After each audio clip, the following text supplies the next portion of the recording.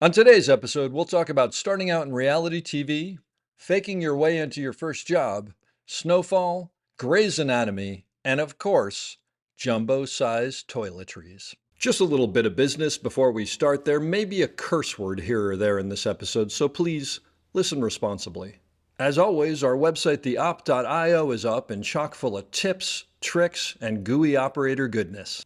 Make sure to check out The Breakdown, where the best operators in the biz explain shots they have done, The Musings, where we discuss everything from quick tips to larger concepts of storytelling, the answers, the images, and so much more. I may or I may not take a break or two during this episode, but I promise that none of them will be longer than 22 seconds.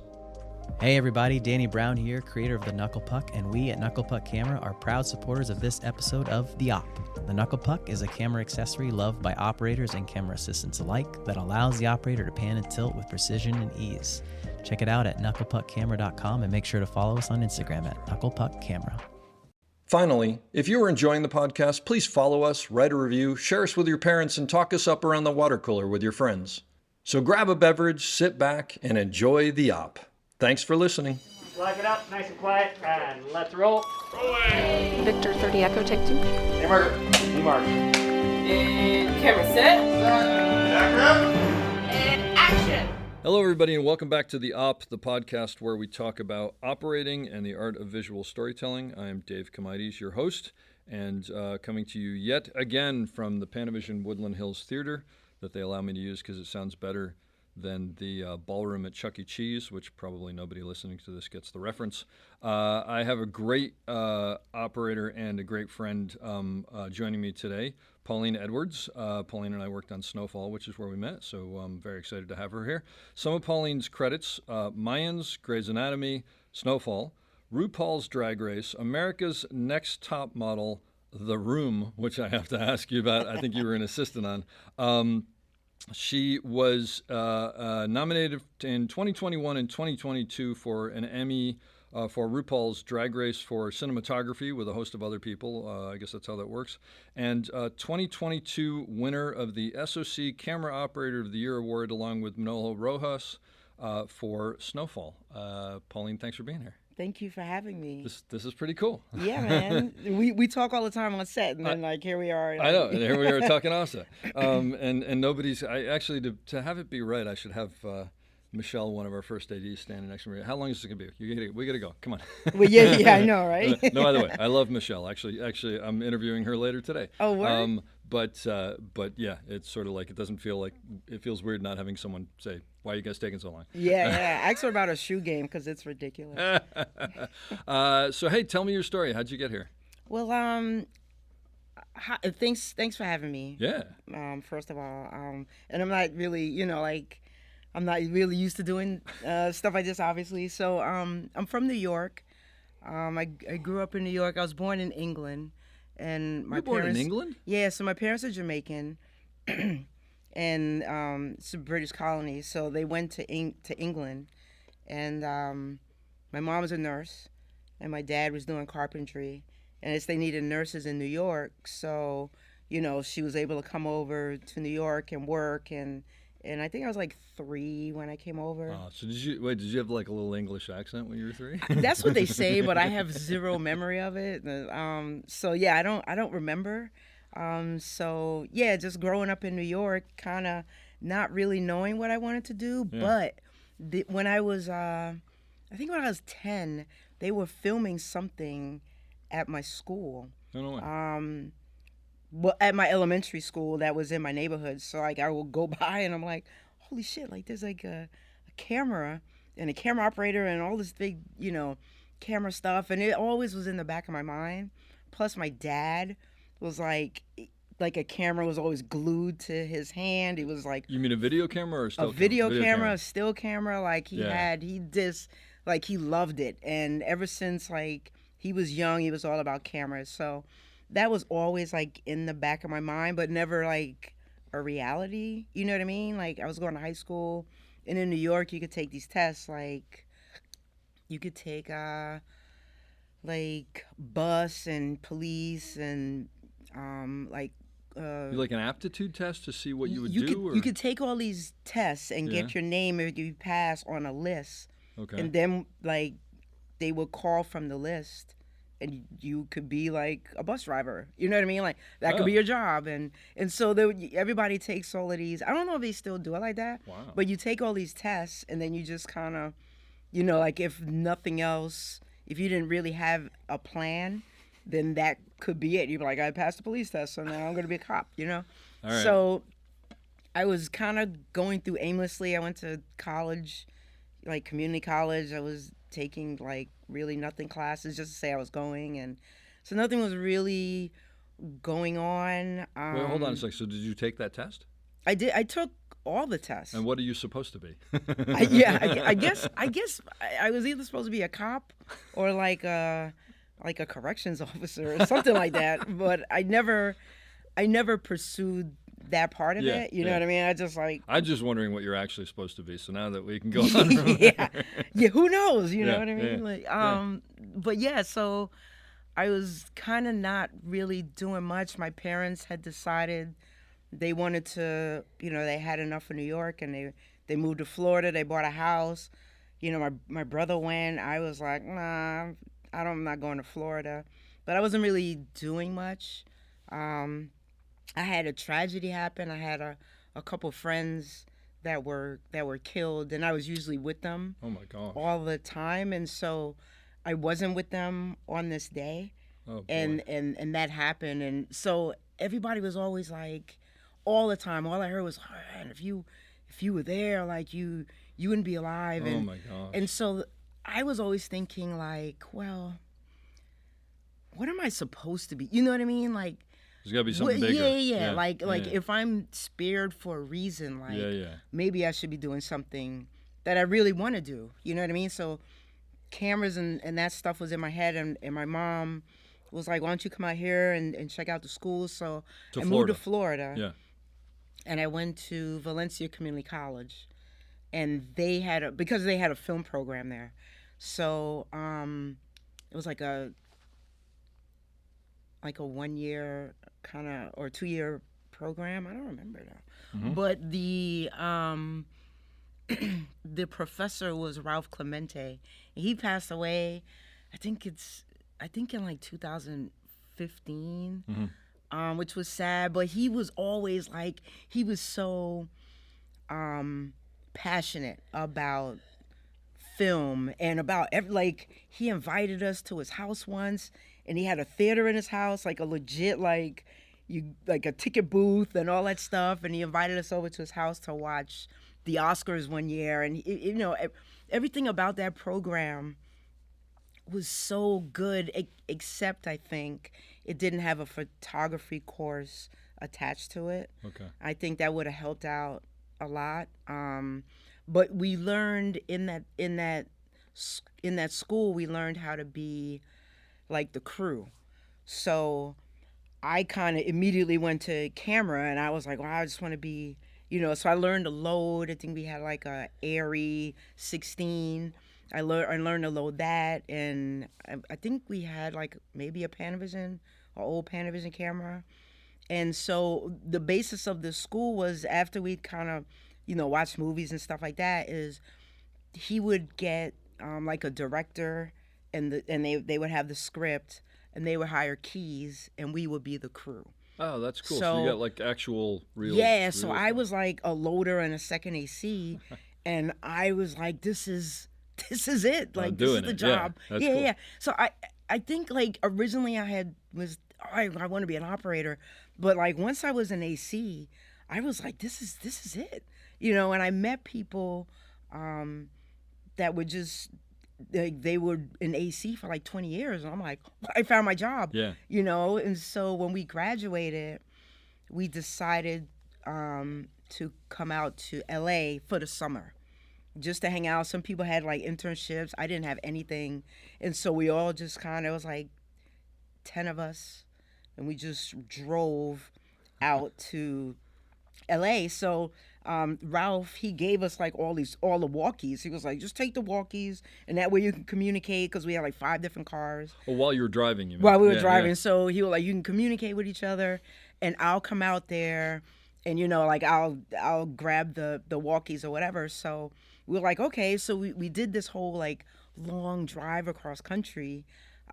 We get to LA, and the place we're staying, it's like we got like these furnished apartments that was supposed to be like Oakwood apartments, but it was like an offset of it. We were in Van Nuys. We were just like, wait, this isn't what the brochure, you know what I mean? Because it was Van Nuys. The Van Nuys now is nice, but back then it was like rough, and I was like, oh. What? So what? When is it, like 90s? When is this?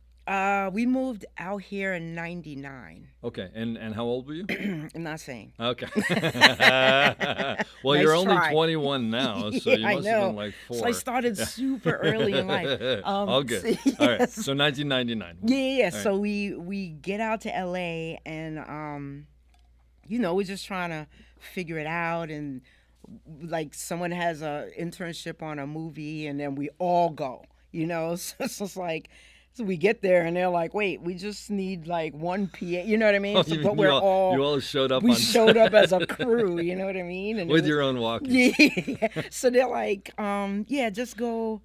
So I kind of inched towards the camera, the camera card. This was a movie, or what was this? I think this was a movie. I don't remember what it was. Okay, that's so And great. I love kept that. inching towards the camera card, and they were like, "Get out of here!" Like, who are you? And then, like, after a while, like every day, I would just show up, like no money. Wow. And then they were like, "All right, you can push the cart," and like, I'm like so happy. I'm like, "Oh shit, I'm pushing the cart." And then so one day, well, not on that show, but like, we were doing that for a little bit, and one day, I guess an AC was playing football or something, and like broke his ankle, and they were like, "Do you know how to load?" And I'm like, I do know how to load. I had a book. It was a camera assistance manual, and in that book had diagrams of every like camera. I remember and this so book. I always had like dummy loads. So I'm like, yeah, I know how to do it. So I go into the darkroom and I lock the door, and I know. So I open up the book, right? And I'm looking at the camera, and I'm like, all right, well, I loaded Aries 16 before. So Aries 35, it's the same setup. So I'm just, with my dummy load, and now they're like banging on it, like, hey, like, where's the mag? And I'm like, I'm coming, you know what I mean? And I haven't even started yet. I'm just kind of going through like, all right, I figured this out. Let me now turn off the light. I was gonna say, so you've got the light on, figuring. I have with the a light dummy on load. with my dummy load. And then you're gonna turn the I light off figure it and out. do it in the dark. I put it away, Yeah. and now I turn off the light, and like I'm loading. Like, For anybody who's never done that before, like especially when you're not good at it. I remember because I loaded for a little bit. It's a really daunting thing because it's pitch black. Yeah. And you're feeling around. yeah, For stuff. and if God you have help something if that's you not drop where if you usually yeah, have it, exactly. then you're like stuck. Well, especially if you drop something.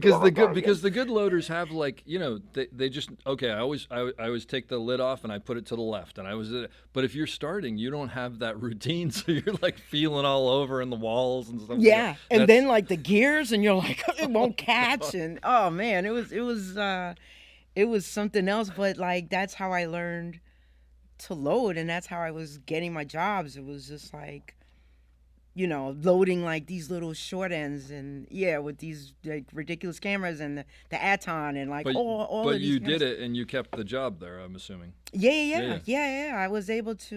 Panavision was the easiest because it was just like no gears, just sliding in there. I was killing those mags, and so I was doing that, and then Ralph Clemente came out to LA to hang out for a little bit, and he knew David Nutter, right? Oh wow, David Nutter, big director. Yeah. So Game of David Thrones Nutter, and David Nutter whatever. was his like student.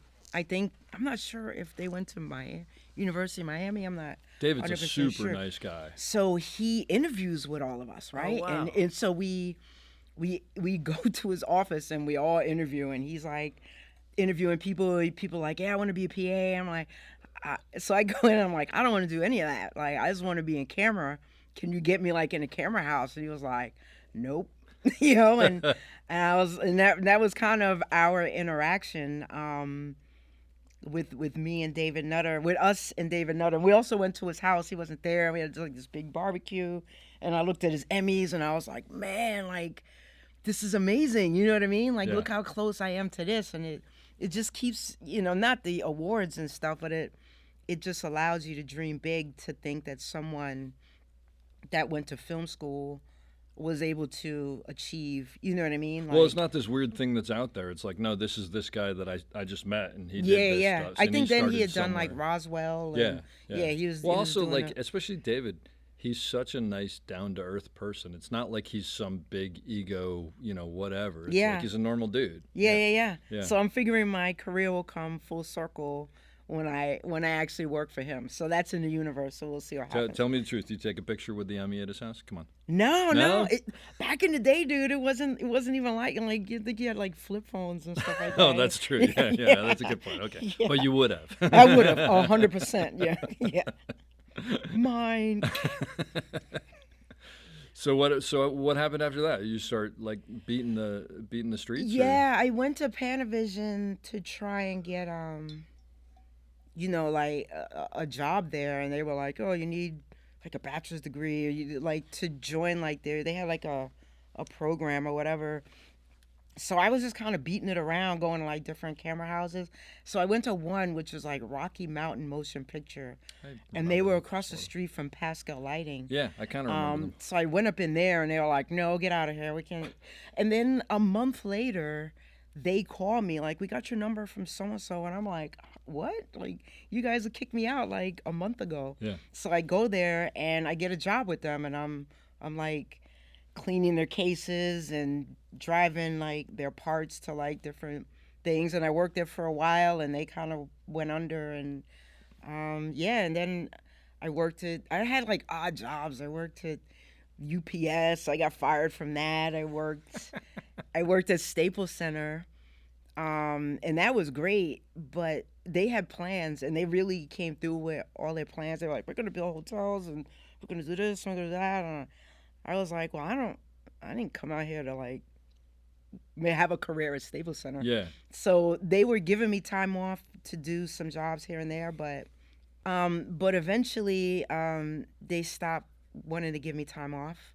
So I ended up having to quit there. Yeah. And then I was able to just start making a career as a second AC and a loader. How long between when I'm not going to ask you how old you were. Yeah. How long between when you came to LA and sort of where you started working as a second AC and as a loader, full time? Like is that like a year or 2 years or? I think it was probably 2 years of working on this like scraping. super low budget, Yeah.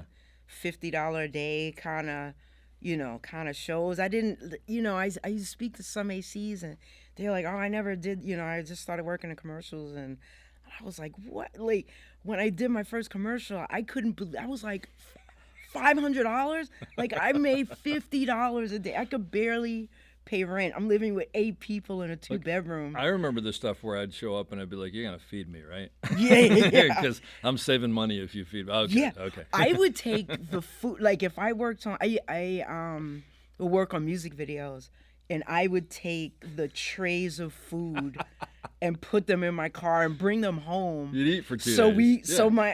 so we could all. Oh, were you guys eat. all still living together? Yeah. We lived together for a long time. We lived together for at least, I think, 4 months in Van Nuys, and then we moved down to the beach, and we rented like this house. And Nice. we were all together for a long That's great. time. Like a lot of us, we just, you know what I mean? Eventually we started thinning out, and everybody started getting their own place, but we lived together for a long time. That's down cool. at the And beach. are most of them in the film industry now? Like, did most of them persevere? They were. I have my friend John. He does. I think he does like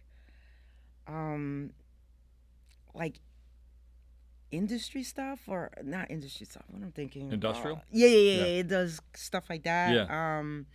In Florida, my other friend Jen, she had her own thing going on, like her own company. Okay. But she But was in it sounds Florida. like none of them are like crew people like you. Some of them are. It is like my friend Alice is still script supervisor, I think, in Okay. Florida.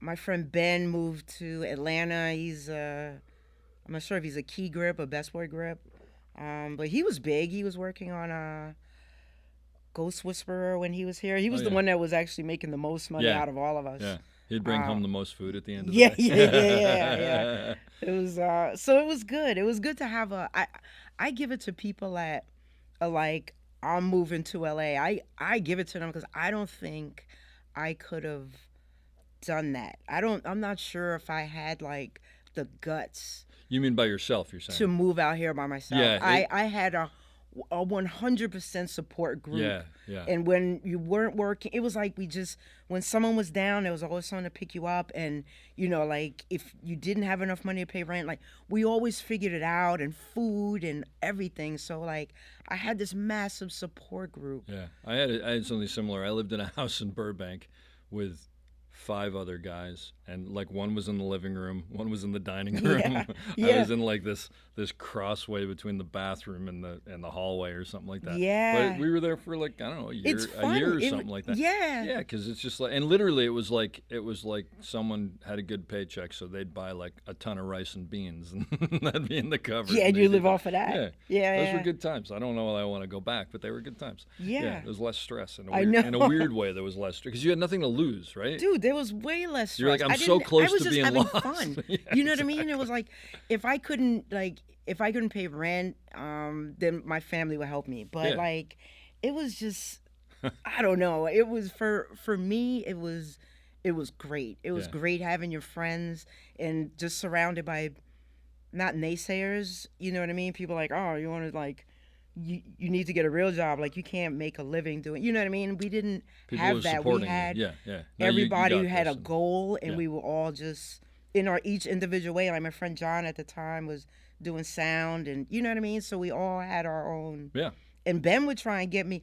So Ben tried to get me on to his shows because I wasn't getting as much work as an AC. So he was like, "You could be an electrician." Oh yeah. I'm like, okay. Yeah. And then he put me on a rigging crew and like dragging around this 4-aught and like The huge cables. the Yeah. dudes are grumpy, and I get why now because they're like 50 and you know what I mean, and they're dragging around And they're this hauling around cable. massive. Although, truthfully, I don't know if that's a thing anymore because everything's LED now. So maybe those yeah. maybe those big cables aren't as much. Dude, of a I didn't thing. last. I lasted like 15 days maybe. Those cables are yeah. I mean, My they're- fingers were permanently dirty. It was I couldn't clean them off, and then my back was on fire. I'm like, Yeah. I don't want to do this job. He Wow. was like, "You're almost there. Like, I can get you in." And I'm like, "Nope." So how long did it take till you got to the point as an AC? I'm assuming you got to this point as an AC where you were like, I'm making a living. I know another job's gonna come. Like I'm working. I think it was after the strike because I was working here and there. Strike in 2008. Yeah. So So it I took was a second AC, and Yeah. then the strike happened, Okay. and then I was like, "Oh shit!" And then my friend got me a job on Top Model, and that's how I started working like in reality in a scripted world. But top model you were operating or top model you were? I was assisting? ACing. You were pulling focus or No, just no ACing at the time I was on gonna say, that what is was an like AC on his Top Model? Like- battery and a tape, Oh, okay, gotcha. like a disc. So it's almost more like a utility in a Yeah, way. yeah, exactly, Gotcha. exactly.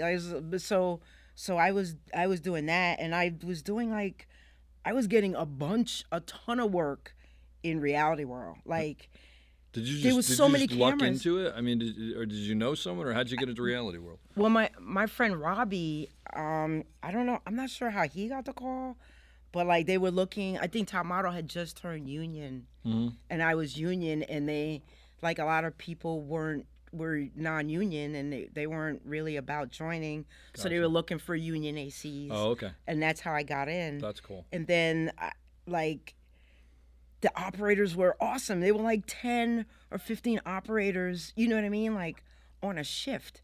And so it was all these ACs, and we're all like interacting with each other and interacting with the operators. And I AC'd for Ruben, I AC'd for Gretchen.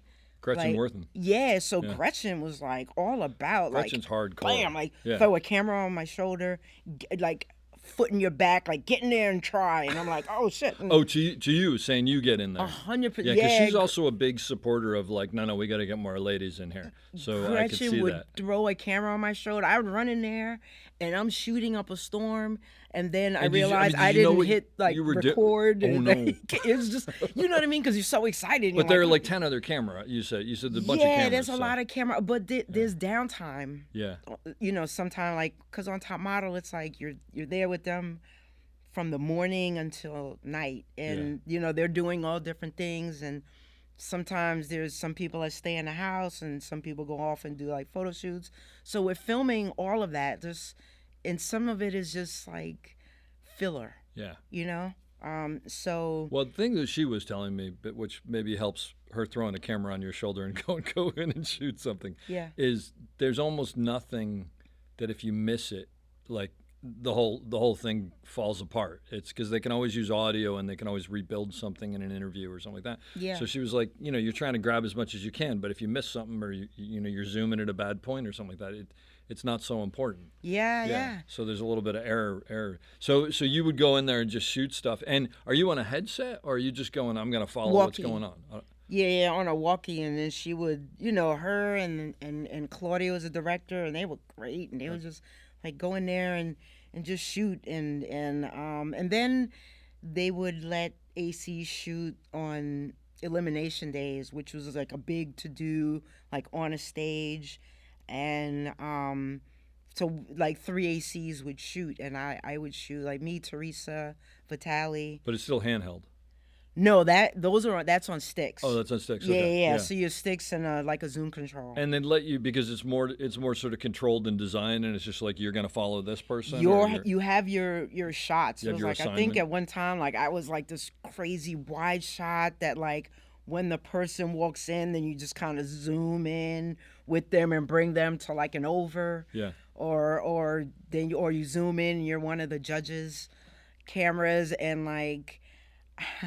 Our director was a screamer, man, and like you couldn't mess up, and sometimes like your finger would be like shaking on a zoom control because you're like, fuck, like I don't want to mess, you know what I mean? So you know, just even like handheld, when we did handheld stuff, like we would have a screamer on Top Model, and it was just rough, man. When you say screamer, meaning they're in your ear and they're going, "Why are you doing that way?" Yeah. But that's as look, that's not a lot of fun, but it sets you up, right? Like, you know, it makes it's like practicing under live fire. You know, you're like, yeah. I mean, if you go to like another show that there's no screaming, you're like, this is great. You know, like I don't have any pressure really.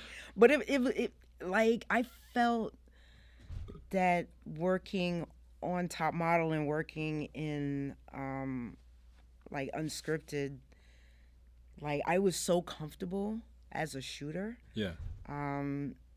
That like nothing at the time, it was like there's nothing that can phase me really. Like I know exactly what to do. I know exactly where to go. I know like if people are moving around, I know the line. Like I know all of that. But I was still ACing, and it was hard to make that leap to like have someone hire you as an operator. Yeah. So what I did. I had an opportunity to work on a show that was in a whole nother state in Mississippi called Bring It.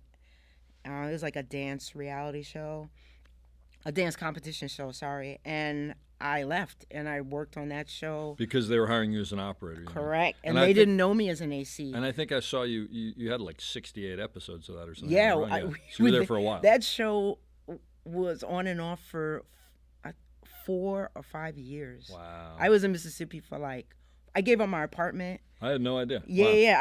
I basically moved to Mississippi. But so basically, like you kind of went there and went, no, I'm an operator. Yeah. You needed to go somewhere where they thought of you as an operator. They hired me as they knew me as an operator. Did you just randomly, you heard about this and put it in a resume, or like you knew someone, or what? No, she was working on Top Model in like production, because Top Model would travel overseas, which was the best thing about, because people are like, why are you still working on the show? I was like, I want to go to Bali, you know what I mean? Because they went somewhere every year. So amazing. Name some of the places you went to on Top Model. Oh man, I went to China. I went to New Zealand, Amsterdam, Brazil. All on company dime. Yeah. And when you Hawaii, went to which these was great. places, you have time to actually like check it out. You're not working. You can stay Yeah, that's later, what I so mean. they'll accommodate you. They'll That say is if you want to, stay like however long, we'll figure out your flight. You just have to pay for wherever you stay. Yeah.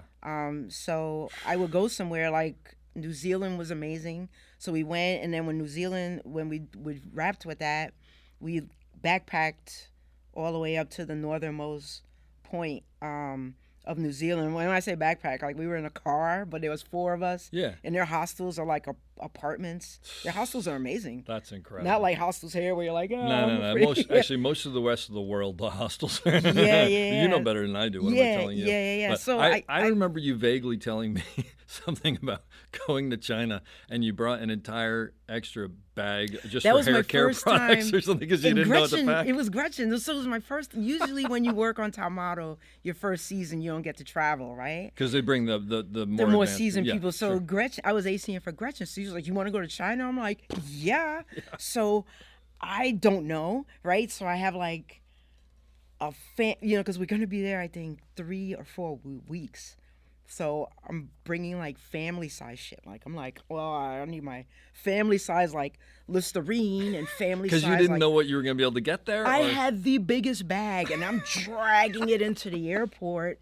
It's not one of those nice ones. It's like this massive bag with these little tiny wheels, so they're not rolling. So you're just dragging it. And Gretchen's there, and I'm already like sweating just from dragging this bag. And she's looking at me like, "Well, I'm just gonna meet you at the gate." And I'm like, "All right." And like I drag it and I put it. Of course, it's oversized, so they're like, you have to pay like all this money just to bring the bag over. And it's full of like Listerine and like shampoo. And stuff. shampoo and like family like stuff you get at Costco. That's so funny. It was bad. Like the bag was massive, and so like, and I think I have a pillow. I just don't even know. I'm in like a is this your button-up first? shirt. Was that your first My time out of the country? First time flying. So you're just dude. like you didn't, and you're going to China. It's not like you're going to. This flight is long, and people are like in pajamas, and I'm in like a button-up shirt that's like not comfortable. And I'm guessing by that point in her career, because I talked to Gretchen, she's like probably knowing her. She's like the total professional packer. Like she's just. Yeah, Gretchen had everything rolled up, like probably in a backpack. I was just gonna say, they're like all in Ziploc bags, where she just pulls one out. Everybody, like Coleman. I don't know if you know Coleman. Everybody was like knew what to do and what to bring. Those guys and, like, dial it I in. brought clothes for like months. Yeah, I did a documentary that I shot in Haiti right after the earthquake in 2010, which is a whole nother story. Yeah. But the sound guy that I was with, who like we were attached at the hip, Scott, I think Hanlon, he did The Amazing Race. And I remember, Coleman did that. It's like, and that's a whole nother thing because like you're actually traveling. I mean, you're traveling. Yeah, that's but, rough. But I remember the thing that he had every day's stuff in a Ziploc bag, and like 2 days in, I was like, "What's with all the Ziploc bags?" And he goes, "Listen, I never know where I'm gonna be." Whether I'm going to have light and whether I'm going to this. So if I reach into my backpack and I pull out a Ziploc bag, that's clean clothes. And dirty clothes are not in the Ziploc bag. Wow. I never have to think about it. Everything Yeah. I need is in there. And I was like, that's brilliant. Yeah. So, I mean, but I think those guys, like, they learn it quick how to just dial it in. And meanwhile, you get the 64 ounce. Yeah, I got the 200-pound extra money. That's hysterical. I love that story. That's so great. So that's great. So you went all over the world on someone else's dime and with good people. And did most people stay extra and take advantage of it? Yeah. But not in. I think China was my one regret because that was my first time ever flying anywhere. Like overseas like that, and I think they had just unearthed like the terracotta soldiers. Oh yeah, sure. Right. Yeah. And I wanted to see that so bad because, I brought my camera. I had my 5D at the time, and everything was interesting. You know what I mean? Like, the stop sign is in. Yeah, right. So I'm like taking pictures of everything, and I hear about terracotta soldiers. The problem was it was like you had to fly It's not close. there, yeah. and It's a big everybody country. was like, Yeah. "I'm out of here," and I panicked, and but Meaning you didn't go there. You I wish didn't you go. had. But if I was a seasoned traveler, Yeah. like if I had a couple years in under my belt, I 100% would have. Well, you had to lug all the shampoo and the Listerine, so I mean, there's a Yeah. lot going on. Going back, everybody was like, "Just wait, what are you doing? Like, you can find this stuff here." I was like, "I didn't know." So you did, what's it called? Bring it, no, Bring it the in dance. Mississippi, yeah. And is this sort of like what's the dance? What's the dance thing that's Like Dance Moms, you think about? no, I don't. No, the one with the stars, Dancing with the Stars. Is it sort of like that kind of thing where it's competitions and stuff, or is it more like following them in their daily life kind of thing? It was mostly so I don't know if you know about HBCU, like so black colleges, they have they're big about their bands. Oh yeah, right? yeah, marching bands And whatnot, so they're marching bands. So with the marching bands is also like they have dancers. Sure. So okay. the dancers like so the football game is going on, and the dancers are in the stands, and they're dancing and they're battling back and forth with the other teams. Oh, I gotcha. Dancers, right? So they call it like stand battle. So what these girls they were young. They were the ones we were following. I think they're the ones on the team are, I think, from like 12 to 18, right? And so it was kind of like that. It was kind of like a stand battle I gotcha. thing, but they also had like other kind of dances in there, and they would go to different gyms, and there would be different teams, and they would have these battles back and forth, and then like, a team would move on, or a team would win, and then next week we do another battle. So what we did was the teacher Diana was like super strict and like great for TV, right? The teacher meaning sort of like the coach or, The coach, or whatever. yeah. If So there's she a coach. will coach the team, and we would show up, like we do interviews, I think, like in the morning, and then we'd show up to their practice, and we'd follow their team and all of them, and then they'd go off to different, they'd battle people in different states, and, Yeah. and so we'd follow them around. So it was great. And how many camera operators? There were 4 of us. So 2 were with the moms, because the moms always had their sure. own thing, and then 2, me and Letty. So Carl and Danny were outside when we filmed, like at the studio. They were outside filming the moms, and Letty and myself were inside Yeah. shooting the girls in practice and stuff like that. So we got really close with the kids and the moms, and we were there for so long. Sure. It was like we were just part of their. That's really cool. Yeah, it was, but I felt bad for the producer, because sometimes they had new producers come in and they're like, "We want to try this," and I'm like, "They're not gonna like that," This know is what I what mean? we Like, do. because we Yeah. knew. Yeah. And then they'd be like, "We're gonna go anyway," and so that would make our life a little harder as the cast would push back. And is all of this handheld? Yeah. So that's We'd be handheld for. I would be handheld just like 4 hours straight. really Yeah. and we're talking full size cameras. These aren't like they were. What do we shoot with the Sony, like the XD cam when I Yeah. took the disc? But it's not a small camera. No. This isn't But I a mean, by handy the cam. time you have your zoom Yeah. and the battery, yeah. I think we weighed it one time with a luggage thing. I think it was like 41 pounds. For 4 hours.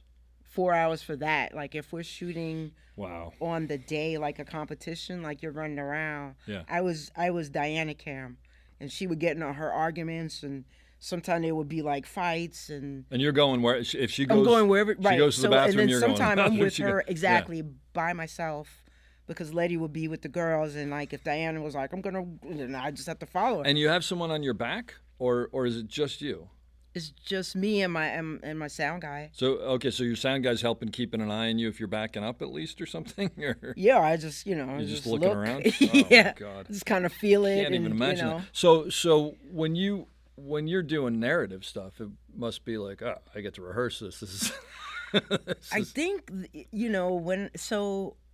after I did Bring It, it was like Gretchen Gretchen knew Maddox. Or so let me back up. So I was ACing on this show called Real Husbands of Hollywood. So Gretchen was on it, and Maddox and Gretchen, Ruben, and Coleman were the operators, right? Okay. And this is, I'm sorry, after you were operating or before? This is before I left. Before you left for Mississippi. Right. This is before I left, right? Yeah. So I was still ACing. So I was ACing on that, and then the DP was Bill Sheehy, and Bill Sheehy he did Curb Your Enthusiasm. Okay, yeah. Right? Yeah. So he had so Gretchen worked on that. I worked on that. I worked on it for 3 seasons, and then I left to go do Bring It. Yeah. Right? Gretchen stayed on that show, and Bill Sheehy had left, and Maddox came on. This is Tommy Maddox Upshaw? Yeah. DP. So Maddox came on great ASC, DP. right? Great DP, So yeah. he came on. Wait, he came on, this is a reality show? No. Real Husbands of Hollywood is like a fake reality show with Kevin Hart. It's a narrative. It's It was spoof. shot like it was shot Okay. like a reality All right. show. So it was Kevin Hart's show. Yeah, I was like, Maddox and started so Maddox DP that, and that's how he met Gretchen, right? And then when I was still on Bring It, Bill Sheehy had called me and was like, I got a show, do you want to come operate for me? Because he knew I wanted to operate. Yeah. And I was like, yeah. So I called the union. I'm like, I need to I got to jump classifications. Yeah, I got to change my classification like right now. And so they did all of that. So now I'm an operator in the union. Yeah. I'm working on a non-union show in Mississippi, but I told them, I'm like, I got a job. Like, I'm going to go. Yeah. Right? So I'm Did you know quitting what the this job was? Or I didn't know what the show was. Yeah. But I knew Ruben was going to be on it, and I was quitting this show. Who's Ruben Avendano? He was the other operator. Oh, I got you. Okay. Sorry all right, if I'm jumping all over No, the that's place. right. No, but it happens a lot on this because like we all talk about it as if everybody knows. Yeah, and we yeah. all do it. So basically, you were like, there's a union show that needs an operator, and I'm gonna be surrounded by some people I trust. So it's it's got to be good. Yeah. So I'm gonna leave Bring It. I'm gonna do this show. And you knew this was a narrative show. Yes. Okay. Yeah. And Right? that was that really had you been sort of like going, this is where I want to get to? Yeah. Okay. I think everybody. I can't say everybody. I know a lot of shooters that in unscripted want to do scripted. The problem is like unscripted, it's like 2 operators. You know what I mean? Unscripted, it's like 10 to 20. More work, you right? have so many operators. But on the flip side, if you get the camera on your shoulder for 8 hours, I can't understand why anybody wouldn't want to do narrative. Yeah, This shot's 3 minutes long. Yeah, I can handle Yeah, I know, right? They're trying to Yeah. no, I'm good. I don't Meanwhile, the other narrative operator, which is me, is going, this shot's 3 minutes long. Yeah. Anyway, so what show was that? So I don't know. So Bill Sheehy was gonna hire me for the show. I decided I was gonna quit Bring It. Then, like a couple days later, I get a call from Ruben, and he's like, "Something happened. Like something's going on with the show. Like I think you should make, And I'm like, "What?" And he's like, "I don't think the show's gonna happen." And then I got a call from Bill, and he was like, "I'm so sorry, it's not gonna happen." So I was like, "Okay." So I go back to Bring It because they had already hired someone. And I'm like, can I have my job back? Oh, my gosh. Well, actually, I'm going to interrupt for a second because this is actually a great note for people who are starting out. It ain't happening until it's happening. Yeah, I mean, you're probably the same. I can't tell you how many jobs that I'm like, all right, I'm selling the house and I'm doing this and whatever. Yeah. And like you're standing on the curb with your bags going ready to go to the airport. And they're like, yeah, it fell through. Yeah, it fell through. And you're like, what? Yeah, Like, you're like, no backup plan. Yeah, the first day, at the end of the first day, like by then it's usually happening, but that's about when. Yeah. So anyway, that happened. So, that's right. And you basically kind of burned your I bridges, didn't. but you were like, replace me. Yeah. I didn't burn the bridge. No, but I you told said them I'm I had leaving. an Yeah, opportunity. I was leaving. And then they were like, okay, we'll figure something out. And they let me that's come cool. back, right? Oh, nice. And then when the show ended, like I got a call from Maddox, and he's like, hey, I got your number from Gretchen, let's FaceTime. And I FaceTime with him, and he was like, yeah, so we hit it off. Yeah. He's Oh, like, you hadn't met him before? No. Oh, I got you. I was Okay. in Mississippi. Oh, and yeah, I'm because you were in FaceTiming Mississippi. with him. Yep. So Okay. he's like, I have this show. It's a handheld show. Are you interested? And I'm like, yeah. That's what I do. And it was actually perfect because Bring It was ending.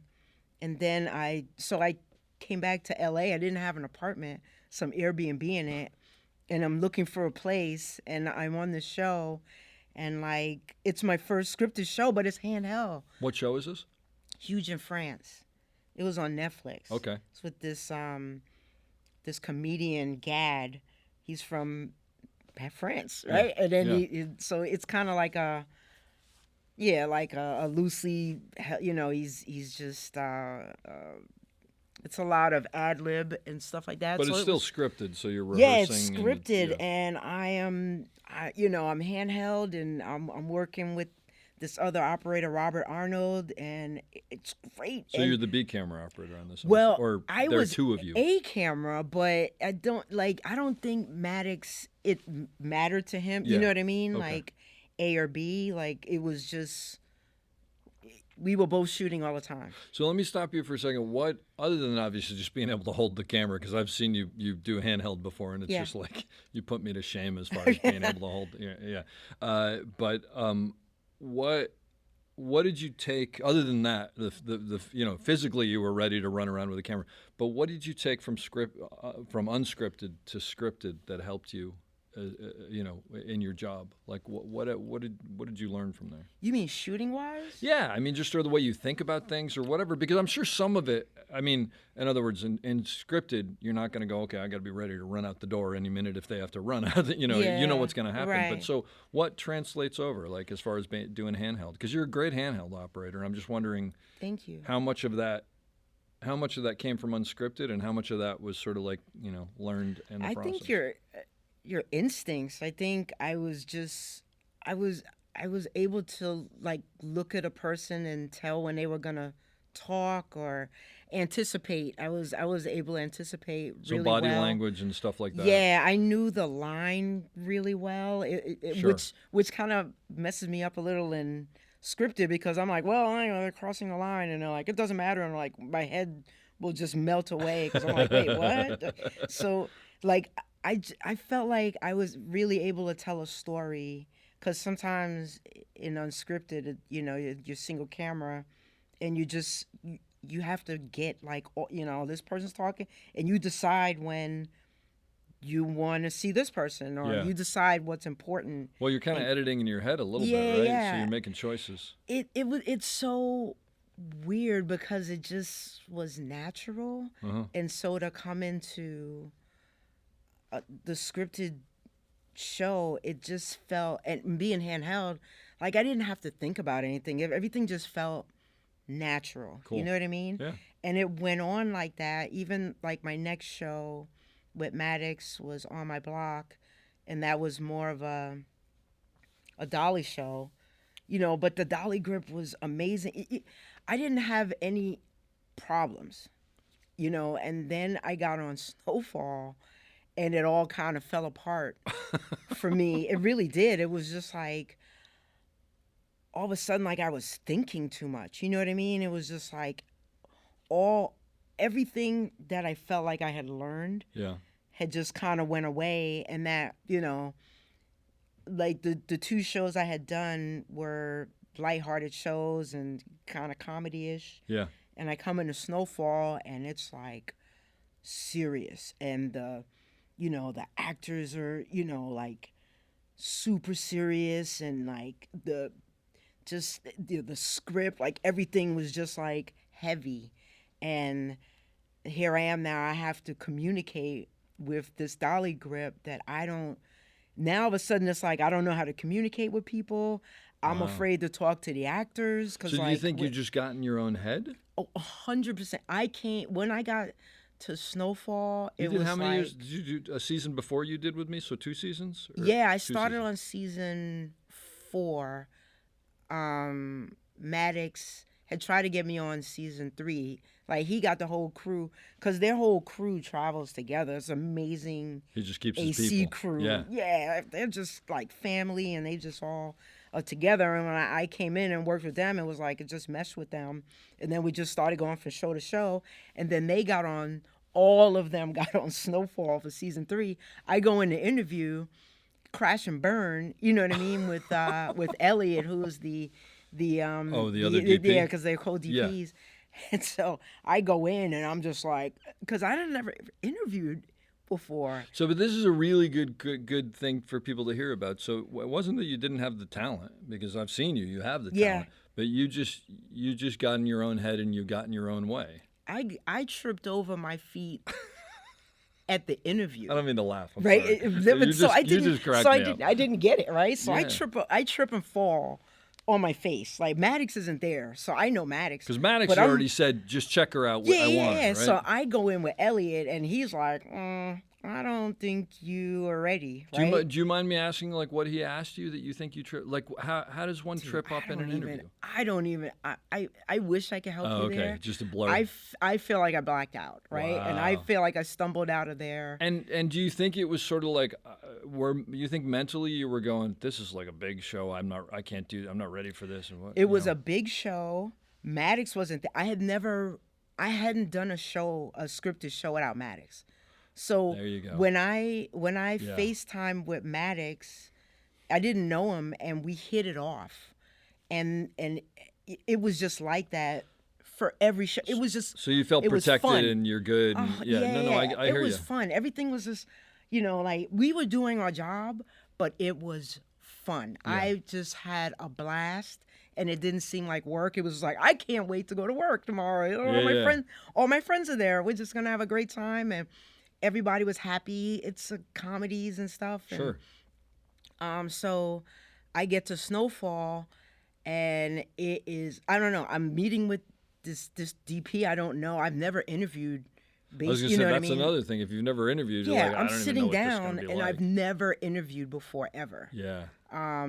The only thing I think I've ever done, like in reality, was kind of like, here's like my resume every once in a while. If someone doesn't know me, yeah, but you have no frame of reference for this. Yeah. But for the most part, like even like back then when people were like, can I have a resume? I don't even want to work with you. Like, you don't know who you know what I mean? It was just like, what? Like, no, I don't have a resume. Wow. So anyway, I get into this thing. I crash and burn. I don't get the show. So they're doing, Snowfall, and I'm right back into. So you went back and did scripted reality. work. Yeah. So here I am, like, oh man, I failed. Oof. You know what I mean? I'm just. How'd you handle that? I mean, what'd you do with that? I mean, I was sad that I wasn't with my friends. Yeah. But getting work again, I just kind of fell right back into it. And it was fine. I am so comfortable working in unscripted. Even like we did a stage show. It was called Rhythm and Flow. It was on Netflix, and I was doing the handheld part, and then they were like, "Hey, do you want to do the studio part?" And I'm like, "Sure." And it's like this big pad, and I'm like, "Oh shit!" Like I never. But Coleman is there, and he's like, "Oh, so you do, So I'm like, that's how I figured out how to do ped work. Wow, because like a ped camera, that's like popping your head and rubbing your belly at the same time. It's a whole, it's a whole. I don't know how those guys, the people who are good at that. That's a whole, because you're dolling, you're zooming, you're focusing, you're booming up and down. You're booming up and down. You have your set things you have to do. Wow. So it was, you have like your little pad and your thing. So, but that's the thing of hearing all this. It's like clearly you have all the technical. It's just that you mentally took yourself out for that. Yeah, I get a call again for Snowfall season 4 is coming up, and like Maddox is determined. I was gonna say from Maddox, so he's like, no, we're getting you back in. He's like, we're getting you in there. Yeah. So good. We go in with we're meeting with LeBou. So Maddox has talked like Elliot into like hiring me. So right? Elliot is still the other DP. Yeah. Right? So he's like, she can do this, right? Yeah, and you're going to meet with John LaBrucherie, he's the executive producer at that time? He's the producer. Yeah, producer. And we go into the interview, and I freeze up, right? So Is Elliot Davis also in this interview? Elliot, no, Rocket. Rocket is the DP. Oh, there's a different DP. I didn't know Rocket. Yeah, Elliot Rocket is the DP. Oh, Elliot Rocket. I'm sorry, not Davis. I'm sorry. Yeah. So he did he did Grimm. Yeah. I was thinking Elliot Davis.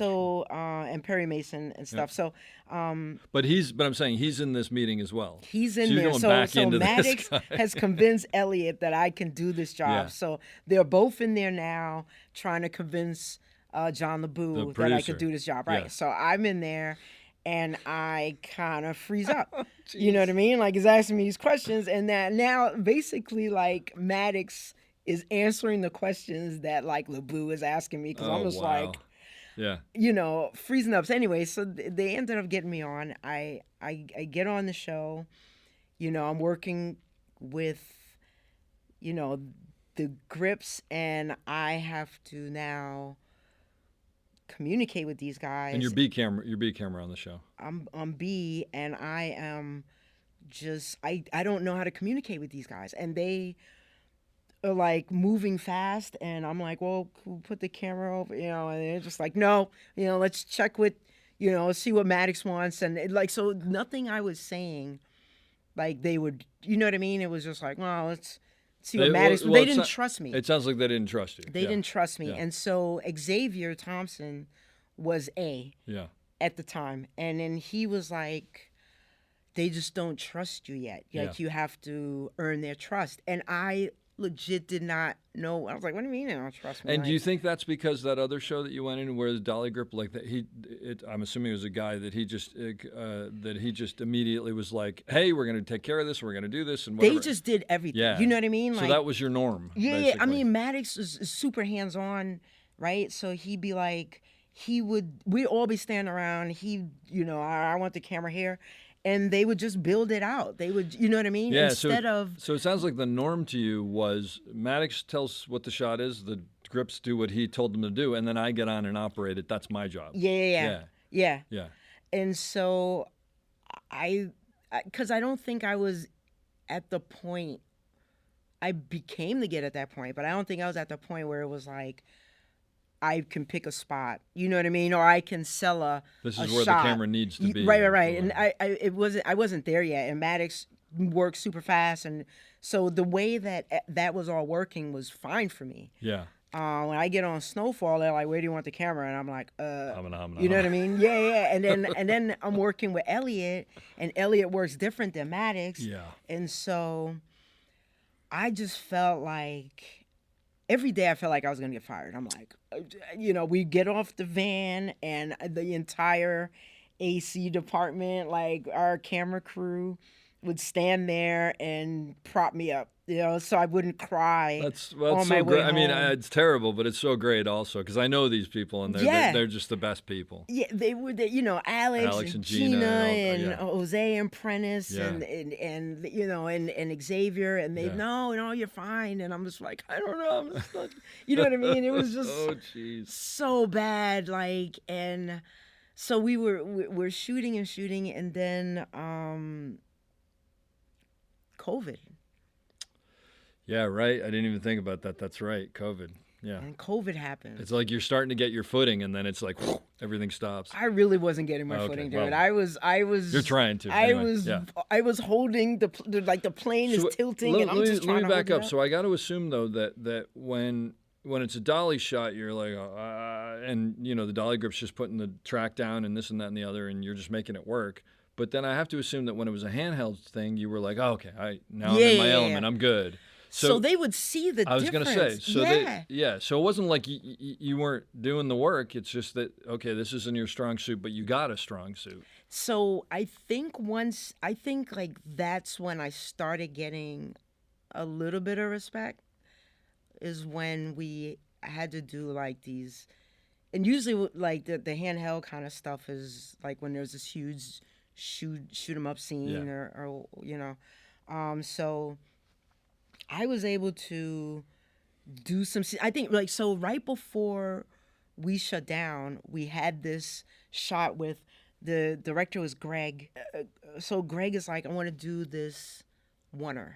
So Maddox is like, oh yeah, I got it. I got Pauline could do it. So I do this like handheld oneer. We like 12 takes, you know what I mean? It's like the car drives up, I'm outside, I follow them in, I walk past Angela, and I'm following Jerome in, and like some people are stealing from him, and he goes and he grabs them and like throws them to the ground, and it's this huge like fight. He pulls gun, he shoots that, you know what I mean, spinning around. So it's and a lot to it. It's so much Yeah. to this scene, like shooting like 360, and like so 12 takes, and they got it, and he's showing it to Damson, and like everything's great. And then anyway, so I think the next day we shoot, and then we get shut down from COVID. And but I felt like I left, like I felt like the grips were like, good job, you know what I mean, like good job, You like nailed that. even like the hardcore, you know what I mean, Yeah. was just like, oh, Yep. yeah, all right, nice job. And I'm like, oh shit, you know. Yeah. So and then, you know, like Xavier was always trying to help me. Even like they had the dolly on the Ronin, and he'd be like, you want to do this shot? And I'm like, no, you know, like I'm afraid. And Yeah. and so when we shut down, Gretchen had bought, I guess, these small wheels, Oh, like a practice like set a of little wheels for baby home. Yeah. wheels, So right? you- A little yeah. like a little gear head, Yeah. right? So I asked her. I think she had put it out there that she had it. And I was like, can I borrow it? And she was like, yeah. I went and picked it up. And I set that up in my apartment. And for months, while we were shut down, It's good use of time right there. I played with this thing for hours. Yeah. And when we came back, it seemed so easy after that. Like, because the stuff I was doing on my wall was like these little intricate moves. And like, it was the hardest thing for me, like, was someone standing up. It's for You know everybody. what I mean? Yeah. But everything else, I was like, I loved working Yep. with the wheels. And that's what it was, because we have 4 cameras, and 2 of them were dedicated to the the dolly. So the dolly grip, because they wanted to keep the footprint away from the actors. Yeah. So and Oh, Manolo, because you were coming back from COVID, you're saying. when we came back from that's right. COVID, Yeah. Forgot about that. Xavier wasn't available anymore, and Manolo came in. Yeah. And so it was me and Manolo, and we was just 2 cameras. So it was dolly grips were just like, it was amazing. And it'd be me and Manolo. So you guys were in another room. Dolly grips. No, not all the time. Or maybe I the tried back of the room anyway, Yeah, away yeah, from them. yeah. I try to keep an eye, because sometimes you can kind of get lost a little bit. Sure. Like, No, absolutely. Yeah. But in other words, the idea you're saying, just to not have many people near the actors because of COVID, the dolly grips were moving the dolly around. There was a Ronin on each dolly, and you were Correct. just remotely operating, Right. you know, from either another room or from the back of the room or whatever. Yeah. So you were put to. So it's great that For you most did. of the season, it was like that. Was it really? I didn't. You know, it's funny. I have to go back and watch that and see if I noticed the difference, which I'm sure I will. Yeah. But just knowing that. I remember. It's funny when we all came back. Everybody was like, "No, operators are going to be 7 states away, and you're going to be at home." And you know, So you're looking at a one person monitor in the through room like a and- visor and like glasses but and a like mask. you said, it just it kicks your butt into gear. You know, you gotta do the work, and that's what it is now. So it just felt so you got good on the wheels. natural again. Yeah. Yeah. Like, oh man, I loved being on the wheels. Yeah. And when you came in for your season, and then it was just like, oh, we only have like 1 row, and I was like, wait, what? We're doing what? Yeah. I have to be on the dollar. I want to be on that, you Yeah. know. So Yeah. everything is just an adjustment, man. And I think season 4 for me was like and working with Manolo, it was just, I was able to kind of calm my brain down. Yeah. Because, you know, being a black female, you know, camera operator, you know, there's a lot of us out there now, but I think at the time there weren't a lot. You know, there was some OGs like, you know, Michelle Crenshaw, and, yeah. you know, Diane Farrington. yeah. So there was a lot. Sibel Martin, you know what I mean. So a lot of operators and DPs, but I felt like if I messed up, like I was messing it up for everybody. Like, oh no, we tried you, and so you felt the weight of everybody else on you. Like you think that's what got in your head a little bit. Yeah. I put it on myself No, that sure, I but had to be perfect. Everything had to be perfect. you put it on yourself, but it's also just out there that, like, you know, you don't want to. If you mess up, it's not just you messing up. It's a black woman messing up, like you Right. said, and true or not, that weighed on you. Yeah. Which yeah. is Because I felt like, wow. like you have so much to prove already. You know what I mean? Yeah. Like I just felt like I would, especially when I first stepped on the Snowfall. I felt like it looks like I was like, what? Like she doesn't know what she's doing. And then I was kind of showing that I didn't know what I was doing, and then they found, people knew I came from unscripted, so it was just like. I was going to say, my guess is, and I don't know anything, but my guess is it was probably more she's coming from unscripted that people were concerned about, because then they're like, does she know how this works? Does she know how to work with a dolly grip? Yeah. Because we all IMDb each other now, right? You get on a show and you're like, who's this? Right. And who's this? Yeah. We all do that. But so do you still fight that, do you think? Or have you gotten kind of like, now that you've got enough things under your belt? No, I feel like I'm pretty confident, and I think confidence is a big thing to get out of your head. Yep. Like you know you can do it. You know what I mean? And to me it was like, I'm not proving this anymore. And now I think there's always going to be a hurdle, right? So for me it was like just trying not to be perfect. Also, backing up. During COVID, the SOC had a mentorship program. That Gretchen is like, so Gretchen told me about the mentorship I don't think program. Gretchen sleeps. Yeah, so like she's like, you should like go in for the mentorship program. So I apply. I hear back from Jeff Haley, right? Jeez. And he's like, hey, Great so operator. I'm running the mentorship program. There's a whole bunch of people that want to be in it. The problem is like, because of COVID, you won't have people be able to come to set. Yeah. We could do it over Zoom. If you're interested in that, then I'll put you on a list. If you want to wait until things open up and get back to normal, then, you can do that. And so I was like, well, I don't know. The way it was going, I'm like, I don't think things are going to open up anytime soon. I can't wait 5 years. Yeah. So I said, all right, well, I'll do the Zoom thing. And he was like, all right, I'll put you on a list and we'll try and hook you up with an operator. And then like later on, he gets back to me. He was like, I'm sorry, like I can't find anyone to, hook you up with. People. I don't have enough mentors. He was like, so, would you mind if like I was your mentor?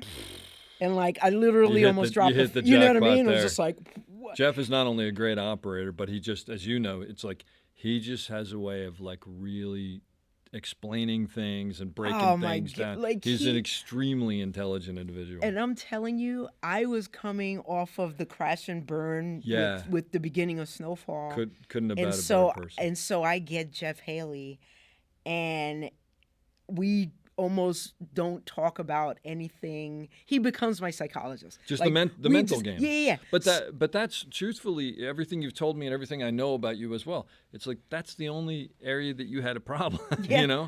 Well, yeah. I mean, there's a lot of things, but you can always be better. But I'm saying you were pulling all the rest off. I mean, you can get. I mean, I can get better. You can get better. Whatever. But that's what was holding you up. So it's amazing, and it doesn't surprise me at all that he talked to you and went, "All right, here's what we got to work on." Yeah, when I spoke to him, I was just our talks, and I miss it too because our talks I felt was so genuine. Yeah. And like he helped me so much. That's just so great. Kind of get over that hurdle. And so when I went back with so much more confidence. I wasn't with Xavier, but I was with Manolo. Like I knew how to do the wheels. Like everything just seemed to kind of be falling into place. Yeah. You know what I mean? So I felt like that's kind of where I was learned. Like things started to slow down because I felt like I was jumping onto a moving train. Yeah. And things started because Snowfall is super fast paced. It was like, here's the size, and you're like, we got 8 pages and 4 moves. It was just. No, it's a big show. But just because I don't want to go past it, and you mentioned it, it's worth mentioning, and I don't mention it enough actually.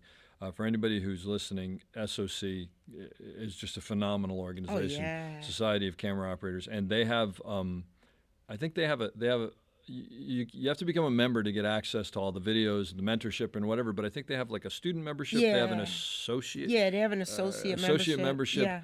And then they have the full membership, which Right. is if you've been a camera operator for 5 years. But if you're not, you can get in on one of those sort of not lower tiers, but different tiers, and the mentorship is an incredible program. Oh, I've their mentored a couple of education people alone.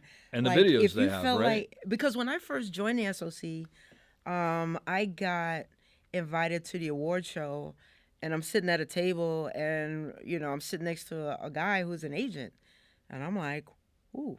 Like, do like, you who do you doing? represent? And he's like, I got like 3 guys up there that are getting, Yeah. that are nominated for Camera Operator of the Year. And I'm like, wow. And who do you take on? And he was like, oh no, I only do steady camera operators. Oh, right? was it Russell Todd? I don't remember his probably name, Russell but he Todd, was yeah. nice. But he was like, Yeah, only he was a nice guy. steady camera operator. So I was like, oh, okay. Yeah. So, and then everybody I felt like was going up there was like a steady camera operator. And so at the time I was thinking, I don't think this is for me. You know what I mean? Like, I don't. Yeah. How do I fit into Sure. this organization? And it ended up like, basically during COVID is when I learned, like, oh snap, like they got all this educational stuff and Amazing Ms. education. Dubin And yeah. to the point that you just said, look, a lot of people who are A-camera operators now happen to be steady camera operators, but there are also a ton of operators, Mitch Dubin, Don Devine, Yeah. Dan Gold is retired, but he's in there, who are not steady camera operators, who are Right. some of the best A-camera operators on the planet, Right. and B-camera operators too, and Yeah. whatever, and students and you name it. There's just so much information there. But that's so great to hear that was like, that turned the tide for you. For sure. And that's what we all should be doing for each other, and what the SOC exists for is, mentorship on the larger level of teaching and all that stuff. It's great. Yeah, because when I felt like I was coming up and before I went over to reality, I felt like people weren't helping as much. You know what I mean? Like operate, you know what I mean? Like just anything like me. I mean, you felt like you were kind of on your own, you're saying? I felt like I didn't have the encouragement. The support, right? yeah. So I saw, like when I first saw Steadicam, I was like, oh, I want to do that. You know what I mean? But I didn't feel like I had the encouragement. You know what I mean? gotcha. Like I spoke to one Steadicam operator, and he was like, yeah, it costs like $100,000. And here I am, like I live in a 2-bedroom with 8 people. You're taking food home. You know what I for mean? everybody. I'm like, Yeah. I can't afford. You know what I mean? Like I hear you. it just seemed like I went into like a place that sell Ferraris and was like, yeah, if you want to own one of these, and I'm like, I can't. That's Yeah. So I just put it out my head, but I kind of wish, because listening to other people's stories sometimes, I'm like, like I wish I kind of figured it out. Like a lot of people did. Like a lot of people didn't have money, and they figured it out in a way to get a rig or rent a rig or something like that. So that kind of is a regret that I didn't go that route. So like if I would tell anyone anything, it'd be really like, if you're confident, like if this is what you want to do, because some people say it's what they want to do and it's not really, you could tell like they don't have the passion. Yeah. But if you have that passion for it, then it'll work itself out. Like it'll find a way. You spend this money up front and it will find a way to pay it off. And you know what I mean? Like if you have that tenacity and that drive, I feel like you can make it work. Yeah, no question about it. Well, I'll tell you. So you came back from COVID. You did Snowfall.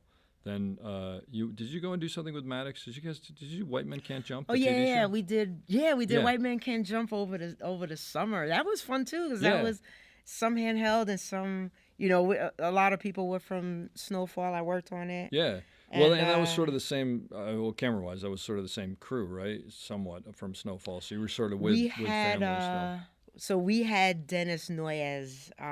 He came in as A-camera, Steadicam. Yeah. And he was amazing.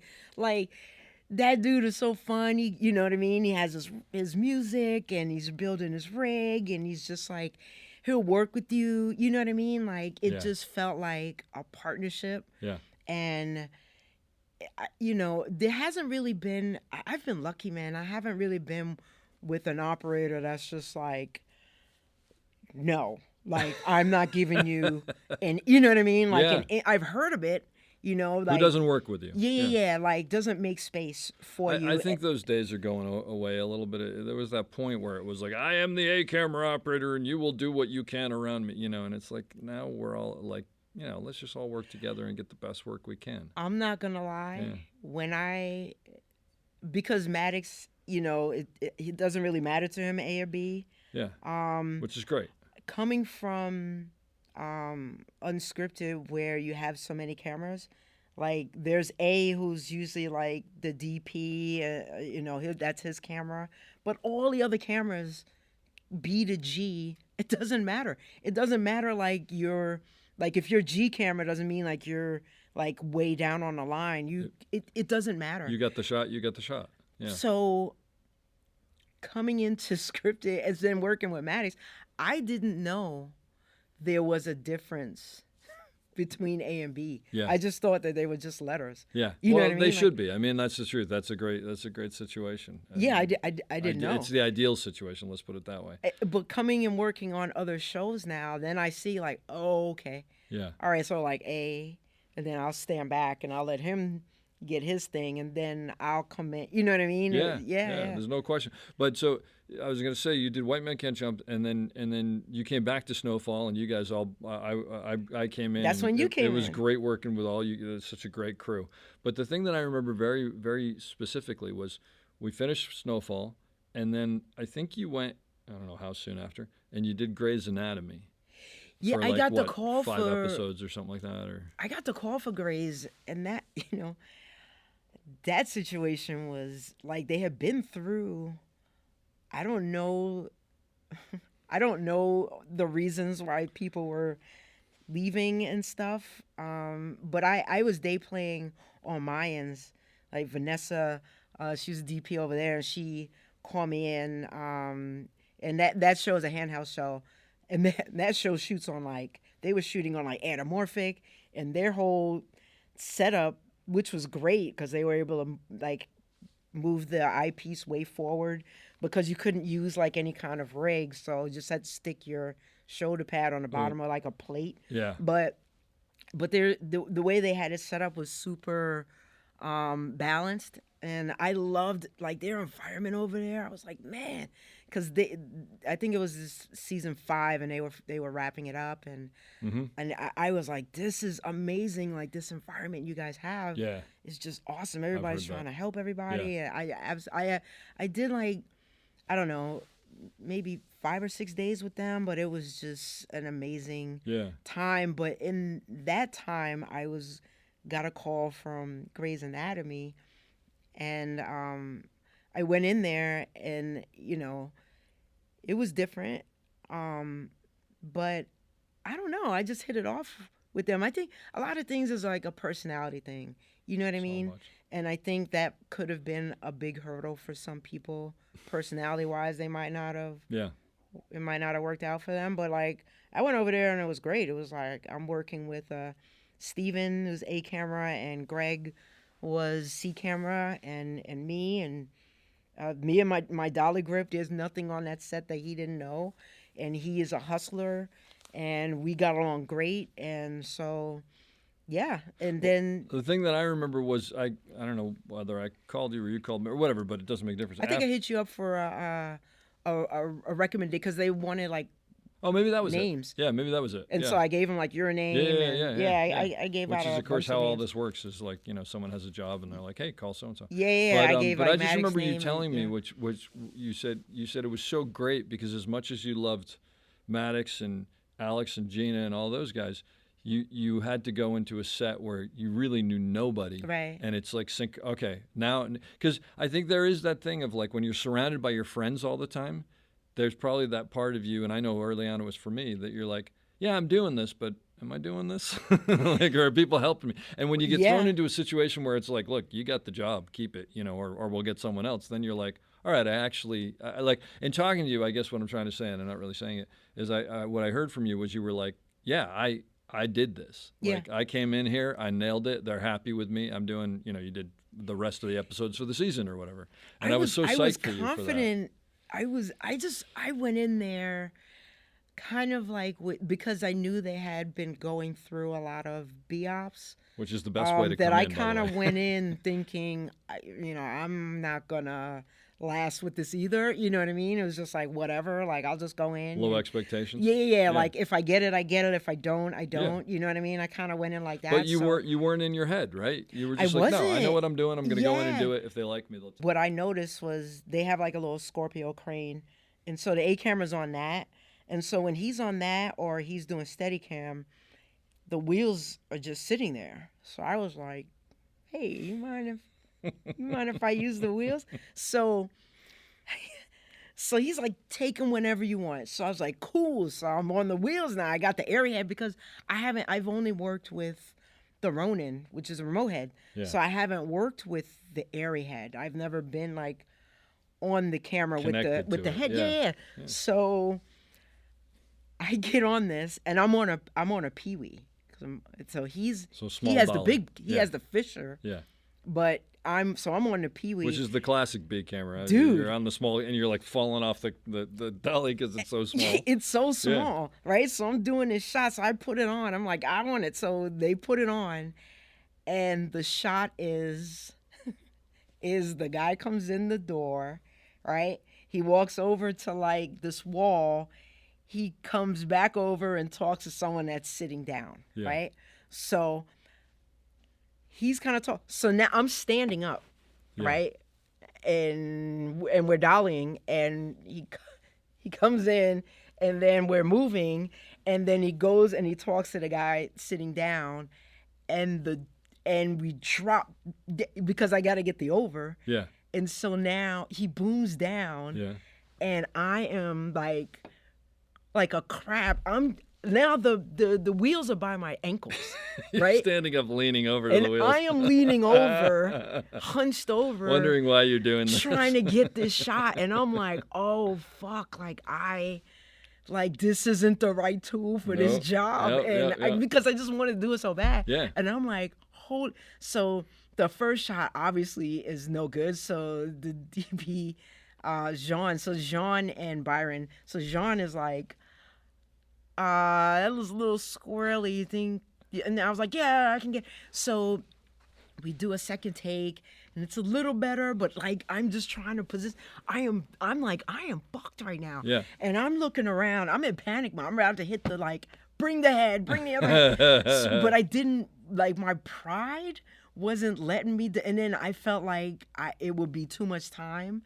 You know what I mean? Because they're ready. You don't want to disrupt everything. Yeah, the time to make those changes are because they do a lot of second team stuff. Yeah. So the time to make those changes are then. By the time not the actors are there. You don't want it. So I'm like, I gotta make this work. So I made it work, but then I realized, because I didn't even realize until he was on his dolly and I was looking and I was like, wait a minute, that booms up and down with the, you know what I mean? So it booms up and down. His seat is the big dolly, the seat goes with the camera, so you don't have to do what you're doing because you're riding. His seat is on the camera, so he's just everything is just fine.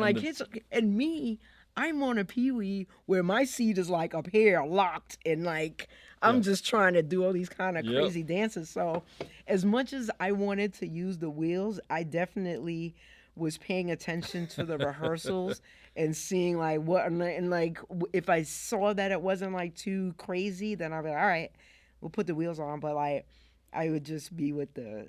But it's also for people who are starting out, it's an important thing because you do get excited about I really want to do, but you got to make sure it's the right thing for what you're doing, right? It's the right thing. You hear it, but then at least when you get excited for something, that kind of just you kind of lose focus. So the thing is you can't lose focus on these. And Grey's Anatomy moves pretty fast too, so you just can't lose focus. You know what I mean? You have to kind of be in it. For me, it's reading the script. My memory's not that great, so I have to read the script a couple times, and then familiarize myself with the sides and watch the rehearsals and. You know what I mean? And then decide what I want to do. And as I said, going on that show, the grip department, my dolly grip was just, it was more of a like, hey, what do you think? Or I need to be over here. Like, That's great. I just felt like I was working out a better way to talk to communicate with them, because they want to help you. You're constantly learning that, right? And Yeah, it's different. yeah. And you may go next week. Well, not next week because we're in a strike. But when you go back to work, it may be you may have all that skill set and come into another dolly grip who just works a different way, and then you got to go, okay, now I got to work this way. Cause it's some people are into adjustment. it, just like I think just like any job, you can tell like who's like really into it and who's not, and the people that are not, it's like I think I was trying to figure out like what common ground we can have, and to make it work together, to make us be able to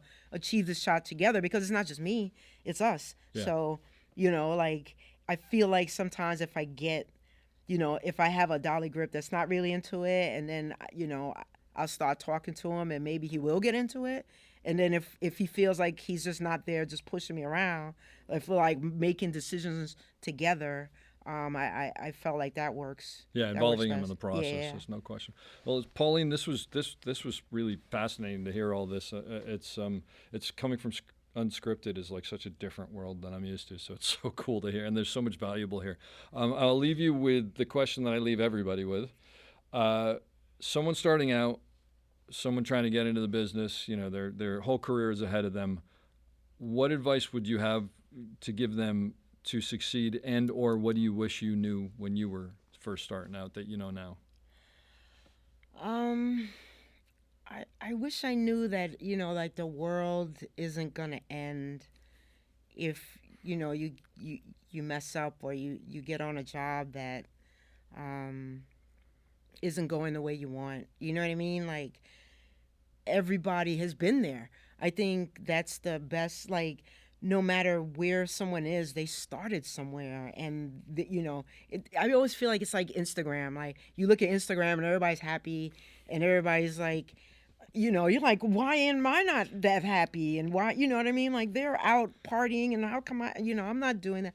So, but, and then when the cameras are off, they could be just, like things just go back to normal for them. Like, they're not always happy all the time. And so camera operators don't just start at the top. And I have people ask me, like, what do you, like, how do I become a camera operator? And I almost feel like maybe you don't want to talk to me about it, because my route was so long. It took me so long to get from A to B, but it all comes, I guess, when you're ready. I hope you enjoyed that as much as I did. We'll be back soon with another great episode. Don't forget to check us out on theop.io for all sorts of information on operating and storytelling. So thanks for listening, and have a great day.